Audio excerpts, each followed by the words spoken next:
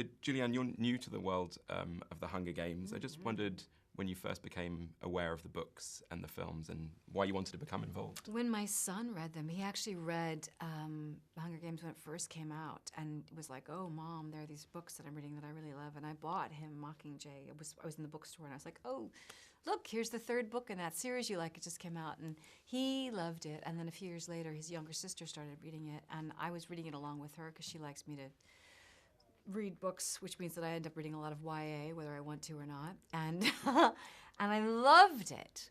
I was so compelled by the books, by the stories, by the political allegory, the incredible narrative, how the strength of the female heroine, and there was clearly a part that I could play. So I was like, I called my manager and I'm like, hey, is that cast?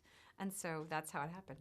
And Coin is quite elusive in the book, though, Yeah. isn't she? Because we kind of see her from Katniss's perspective. Point of view, Yeah. yeah. How did you go about sort of opening her up along with the Frances filmmakers? and I obviously? talked about it a lot, talked about who she was, and also I wanted to give her a political evolution. I wanted her to be someone who started in one place and ended up in another.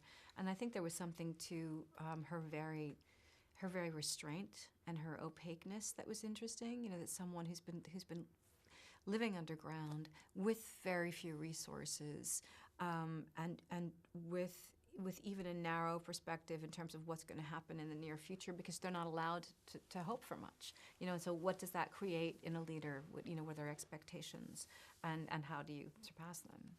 And I mean, how do you rate her as a political figure? Is she someone that would kind of get your vote if? Well, she's certainly very reliable, and she has a real belief in her own beliefs and in her people, and she won't put them on the line unnecessarily.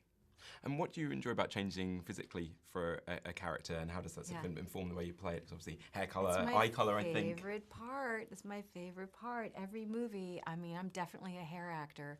I'm always like, what's my hair going to be like? What color is it? Should I cut it? Should I dye it? Am I going to wear a wig? That's my favorite thing. So to have a character who's described, certainly in a physical way, was a great help to me. The wig and the eyes, the light-colored gray eyes, it was fun to do. And what does Coin make of the suggestion of Katniss as the Mockingjay, and what are the kind of dynamics would you say between Katniss and Coin? She's very dismissive of Katniss initially because she thinks she's not in good shape. She's got PSTD. She's not someone who's strong enough.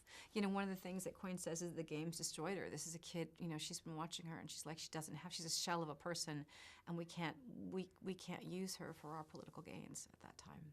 And what did you enjoy about creating that on-screen relationship with her? A lot of compelling scenes between the two of you. Well, thank you. You know, she's wonderful to work with. She's a delightful person. She's really fun and funny and generous, and she's exceedingly talented, so she makes everything very easy. And the film is dedicated to the loving memory of Philip Seymour Hoffman, who I was lucky enough to see on stage in New York and, of course, enjoyed his films. What do you think marked him out as really one of the finest actors of his generation? Well, I think you just said it. You know, I mean, he really was one of the great actors of our time, and he had an extraordinary attention to detail and a real dedication to his craft, and was a great actor. And without wanting to give too much away to people that haven't read the book, can you give us a flavour of what we can look forward to in part 2? No, you'll have to wait an entire year. It's good for us to be disciplined, though, isn't it? It's good, though, but it's exciting because I think there's so few things in life that you know are going to be they're exciting that way. You're like, how's that going to turn out? So I think it's great. I think this movie really delivers, and the next one will too. Julianne Moore, thanks very much. Ladies and gentlemen, you're watching Hey You Guys! Hey You Guys, huh? Hey You Guys. Is that from the Goonies? It is indeed, yes. Nice. Hey You